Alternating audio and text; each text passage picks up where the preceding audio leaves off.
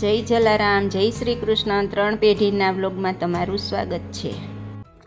ચાલો, તો આજે આપણે રજા હતી તો આપણે ડિસાઈડ કર્યું કે બા સાથે ચણ નાખવા જાય. મારું રેગ્યુલરનું રૂટીન તો મોસ્ટલી એવું જ હોય છે કે બા સાથે હું કોઈ દેવદર્શને જાઉં ઓર એલ્સ કંઈ ચણ નાખવા જાઉં, મતલબ કોઈ પણ સારા કાર્ય માટે જાઉં. તો આજે ડિસાઈડ કર્યું કે ચણ નાખવા જશે, કારણ કે ઘણા ટાઈમથી વારો નહોતો આવતો આપણે. આ છે અમારા ઘરથી નજીક જે રોડ આવે છે એ યુનિવર્સિટી રોડ. આ છે સાધુ વાસવાણી રોડ. મારું નાનપણ છે એ સ્કૂલમાં જ વીતવ્યું છે. મેં સાધુ વાસવાણી સ્કૂલમાં. બસ હજી આગળ જતા હતા ત્યાં આપણને ખટારાભાઈ નડી ગયા છે.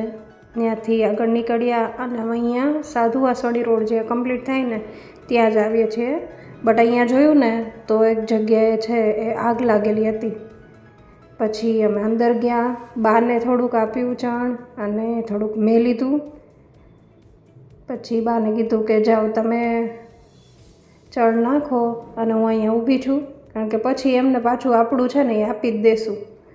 મને બહુ જ ગમે કે બાના હાથે કાંઈ આપણે કાર્ય કરાવીએ. બાએ ચણ નાખ્યું. અહીંયા 2 સાઈડ છે.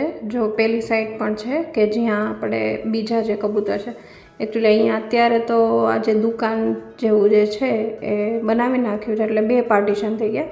અધરવાઇઝ આખો પ્લોટ જ્યારે ખુલ્લો હતો ત્યારે તો એકદમ સરસ મોટી જગ્યા લાગતી હતી. અત્યારે 2 પાર્ટીશન જેવું લાગે છે. પછી જો નાનું એક બાળક આવ્યું હતું અહીંયા, તો એને જોઈને મને બહુ જ ખુશી થઈ કે ભાઈ, મતલબ આટલા નાના હોય ત્યારથી જ કોઈ કાર્ય માટે આવે તો એને શું છે કે પછી એ હેબિટ થઈ જાય.